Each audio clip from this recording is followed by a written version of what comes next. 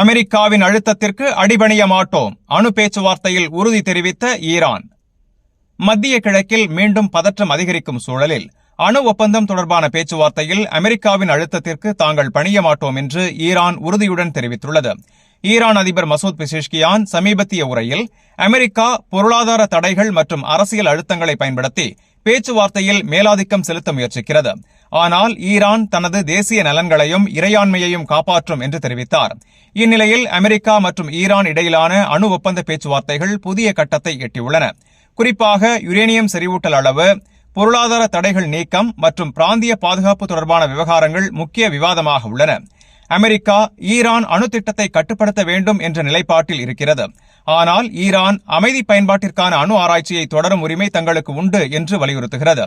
சர்வதேச அரசியல் ஆய்வாளர்கள் கூறுவதாவது, இந்த பேச்சுவார்த்தை வெற்றியடையாத பட்சத்தில் மத்திய கிழக்கில் பாதுகாப்பு சூழ்நிலை மேலும் பதற்றமடைய வாய்ப்புள்ளது. குறிப்பாக கல்ஃப் நாடுகள் இந்த நிலவரத்தை கவனத்துடன் கண்காணித்து வருகின்றன. இந்நிலையில் இருதரப்பும் சமரச முடிவை எட்டுமா அல்லது பதற்றம் மேலும் அதிகரிக்குமா என்ற கேள்வி சர்வதேச அரசியல் வட்டாரங்களில் எழுந்துள்ளது.